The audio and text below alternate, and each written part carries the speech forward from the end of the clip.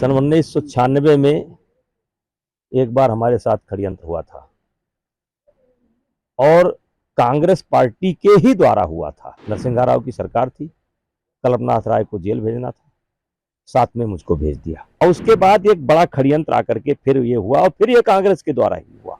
झूठी घटना में प्रियंका जी पहुंच गई, गहलोत पहुंच गए, ममता पहुंच गई, केजरीवाल पहुंच गए। उस बार भी गुस्सा था, इस बार भी गुस्सा है, इस बार और ज्यादा गुस्सा है। देखिए 2,87,000 से पिछला चुनाव भारतीय जनता पार्टी यहां पर जीती थी, लेकिन इस बार का जो माहौल है वो बता रहा है कि इस बार बड़ी जीत होने वाली है। यहाँ यहाँ देखा गया है कि जैसे जो आपने कहा था कि जो मुद्दा है वो ब्रिजभूषण सिंह है।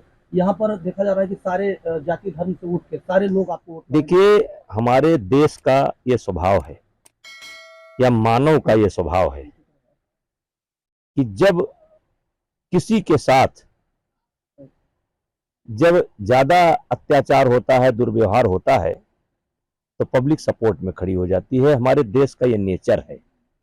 एक तो देश के सवाल पर एक साथ खड़ी हो जाती है, दूसरा किसी के साथ जब अन्याय होता है, अत्याचार होता है, तो जनता साथ खड़ी हो जाती है।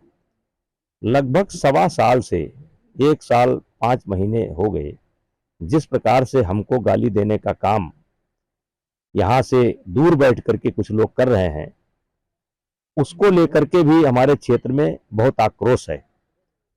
और इसी नाते इस बार सारे जात के, मजहब के सब बंधन टूट चुके हैं।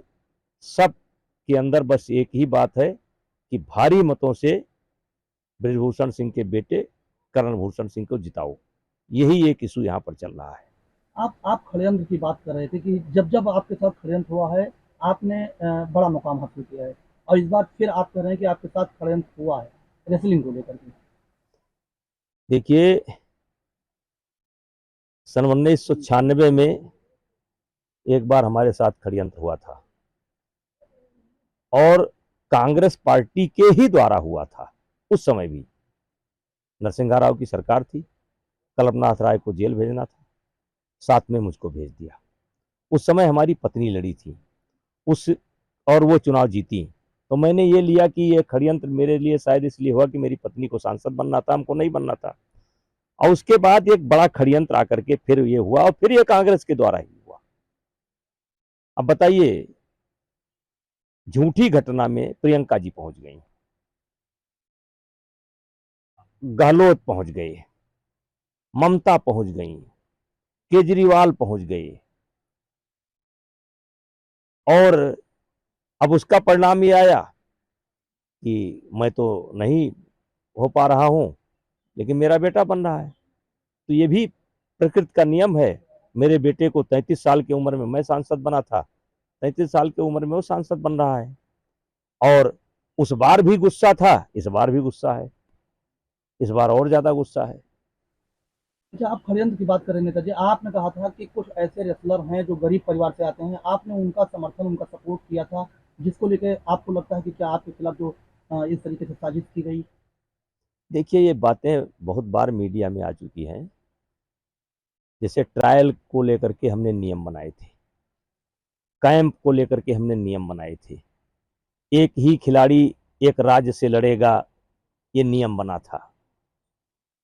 तो जो कुश्ती को लेकर के सुधार किए थे, तो जो एक लॉबी है और आप कह सकते हैं एक परिवार एक अखाड़ा, और जिसके संरक्षक हैं भूपेंद्र हुड्डा, उनके सुपुत्र दीपेंद्र हुड्डा को मैंने चुनाव हराया था।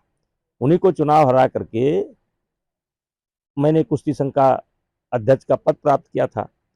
तो वो लॉबी मेरे विरोध में आ गई और मिल करके कुछ उद्योगपति भी शामिल हुए इसमें, जो खेल में रुचि रखते हैं, शामिल हुए और मिल करके एक षड्यंत्र किया। आप सभी जानते हैं षड्यंत्र की शुरुआत हुई थी तो पद से हटाने को लेकर के हुई थी, बाद में वो यौन उत्पीड़न में तब्दील हो गया। मीडिया ने पूछा तो 4 महीना तक कोई नाम नहीं बताए। 4 महीना के बाद एक लिस्ट लेकर के आ गई। सुप्रीम कोर्ट के आदेश पर FIR हुई, चार्जशीट लगी, चार्ज लग चुका है। अब आगे देखेंगे क्या करना है। आपका तो तीसरा अटेम्प्ट पूरा हो रहा था, तो इसके बाद फिर आपके खिलाफ साजिश होने की वजह क्या थी?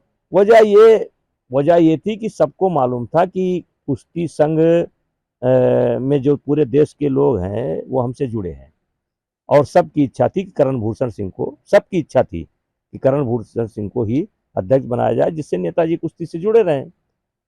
तो करण भूषण सिंह को रोकना था, और वो चाहते थे कि वो पद उनको मिल जाए। अब उनके साथ में देश का कोई है ही नहीं है, मतलब वो हरियाणा के रहने वाले हैं, और हरियाणा पूरा, अभी देखिए हरियाणा के लोग हमारे साथ हैं। हरियाणा में जिनका वर्चस्व था, जैसे बिना ट्रायल के चले जाना, बिना जो है मनमानी, किसको आप कह सकते हो, अनुशासन में न रहना, उन्होंने किया। लेकिन ये सारा खेल जो है भूपेंद्र हुड्डा, दीपेंद्र हुड्डा और कुछ उद्योगपति मिलकर के इस षड्यंत्र को किए कि करण भूषण सिंह न बनने पाए, हम बन जाए। चुनाव हुआ, इस विपत्ति काल में भी चुनाव हुआ। 43 वोट हमारे प्रत्याशी को मिले और 4 वोट, 3 वोट, 7 वोट उनके प्रत्याशी को मिले। वो जो आपने खेला की बात की थी, कुछ अभी खेला बाकी है। ये तो शब्द है, निकल जाते हैं। राजनीति से आपने अभी संन्यास नहीं लिया? नहीं, ये शब्द है, अब संन्यास हो ही चुका है। लेकिन ये थोड़े है कि हम कर्म करना बंद कर देंगे। हम कर्म करना बंद नहीं करेंगे, राजनीतिक आदमी है, और हम कभी सो नहीं सकते दिन में, हम बैठ सकते नहीं हैं। तो अब जो खेला भगवान ने लिखा होगा वही खेला होगा, क्या करें। कुछ राजनीतिक पार्टियां तो लोकसभा कैसरगंज में वो जातिवाद फैला रही हैं वहां पर।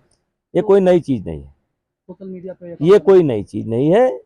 जिसके पास कुछ नहीं बचता है वो यही हथकंडा अपनाता है। ये सब मैं बहुत पहले झेल चुका हूँ।